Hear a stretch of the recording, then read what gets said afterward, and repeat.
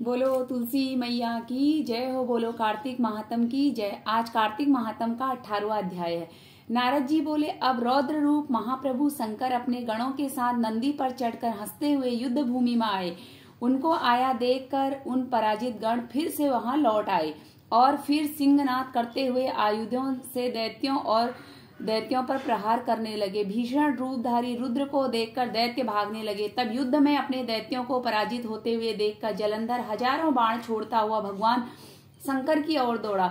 उसके शुंभ निशुंभ आदि वीर भी क्रोध से अपने होठों को काटते हुए शंकर जी की ओर दौड़े। इतने में शंकर जी ने जलंधर के सब बाण जालों को काटकर अपने गणों को निर्भय कर अपने अन्य बाणों की आंधी से दैत्यों को पीड़ित कर दिया। खड्ग गोरुआ नामक दैत्य को अपने फरसे से मार डाला और बालाहक का भी सिर काट दिया। धसमरेई भी मारा गया और शिवगण किसी ने प्रचंड नामक दैत्य का सिर काट डाला।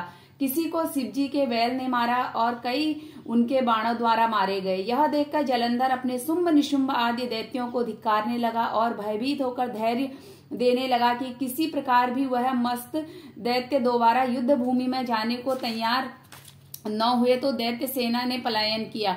तब महायुद्ध क्रुद्ध जलंधर शिवजी को अपनी ओर ललकारने लगा। साथ ही उसके 70 बाण मारकर शिवजी को दग्ध कर दिया तथा और भी बहुत बाणों का प्रहार किया। शिवजी उसके बाणों को काटते रहे, यहाँ तक कि उन्होंने जलंधर की ध्वजा, छत्र और धनुष को भी काट डाला। उसके बाद फिर वह उसके शरीर में भी उन्होंने आघात पहुंचाया।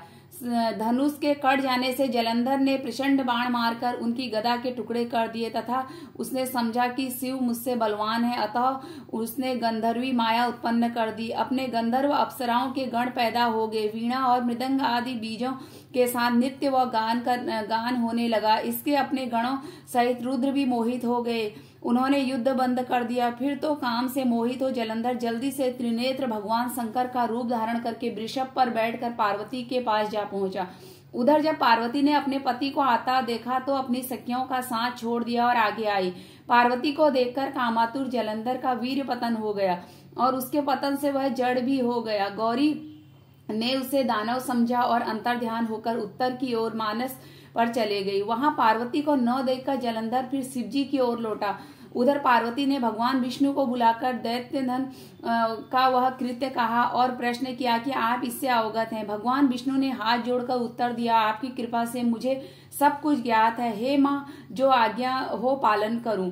जगत माता ने विष्णु जी से कहा कि उस दैत्य ने जो मार्ग खोला है उसका अनुसरण उचित है। मैं तुम्हें आज्ञा देती हूँ कि तुम जाकर उसकी स्त्री का पतिव्रत भ्रष्ट करो, वह दैत्य तभी मरेगा। पार्वती की आज्ञा पाते ही भगवान विष्णु उसे शिरोधार्य कर छल करने के लिए जलंधर के नगर की ओर चले गए। तो आज की कथा यहीं पर पूर्ण हुई। बोलो विष्णु भगवान की जय हो। बोलो कार्तिक महात्म की जय।